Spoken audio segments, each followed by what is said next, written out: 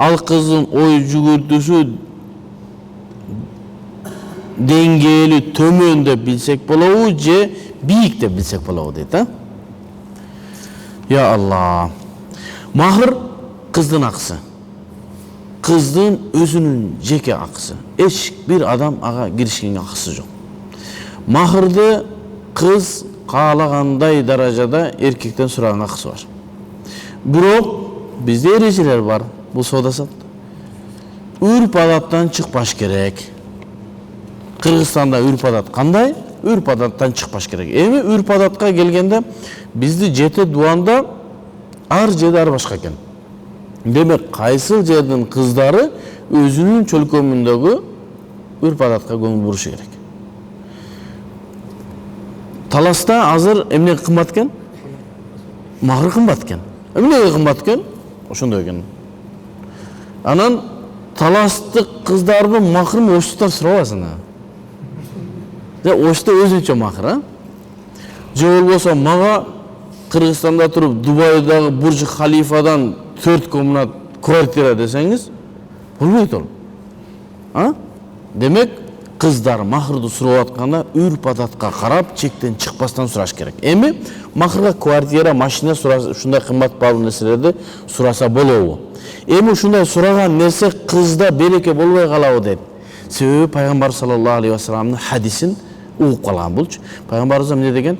Махырдын канчалык аз болуусу береке болот деген. Ал деген нерсе сөзсүз ушундай кылгыла деген милдет эмес.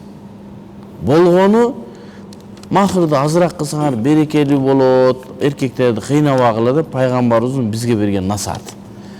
Пайгамбарыбыз эмне де жупунураак жашагыла деди, бирок болбой эле 572 семдерди минип атпайсыңарбы? Анда эмнеге ал эсептелинбейт да, махырга келгенде эсептеп каласыңар. Демек пайгамбарыбыз жупуну жашаганга, махырдын төмөнүн кылганга эмне берекелүү болот. Себеби акчаны көп талап кылса мүмкүн нике болбой калат. Пайгамбарыбыз эмне жакшыраак жагын не кылган? Бизге сунуштаган. Эми биз айтпайбыз. Бирөөдүн махыры кымбат боло турган болсо, ал кызда береке болбойт деп айтпайбыз. Азыраак кылсаң береке болот дейбиз, көп кылсаң береке болбойт дебейбиз. Себеби эмне? Себеби ислам алымдары махырдын өлчөмүн чечип атканда мынча чекке чейин болсун, андан жогору жагы береке болбой калат деп фик китептерибизде жазган эмес. Көбүндө чек жок, бирок урф адатты карасын эң аз 10 дирхам деди. Азын гана чектеп койду. Ошондон улам биз айта албайбыз. Кымбат махыр сураган болсо, ал берекесиз болот деп айта албайбыз. Бирок аз кылсаң берекелүү болот деп айтабыз. Маселени түшүндүк, а? Эми кымбат баалуу нерсени сурагандан кийин эмне себептен ошону кымбат баалуу сурап атат? Кыз өзүнө ишенип атат. Сулуулугу бардыр, жаштыр, арыктыр, эмне талаптар менен эркектерде.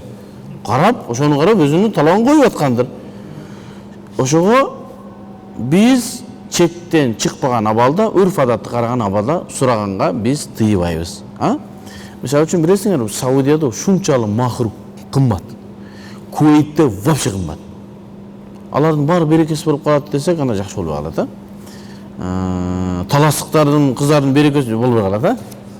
Ошон үчүн маселени караганда мындай бардык жагын теңдеп караш керек. Эми ал кыздын ой жүгүртүү деңгээли төмөн десек болобу? Жок, төмөн дебейбиз. Ал өзүн баалап атат ал. Канчалык махырды көбүрөөк төлөп алсаң, ошончолук көбүрөөк урмат кыласың, кетирип ийбейсиң. Бекер алсаң билесиң, бар кете бер дейсиң. Ичиң ооруган эмес, чөнтөгүң 10 миң доллар берип бир кызга үйлөнгүн, ой, жакшы сүйлөйсүң дагычы. Анан махырдын эң азы 10 дирхам дедик.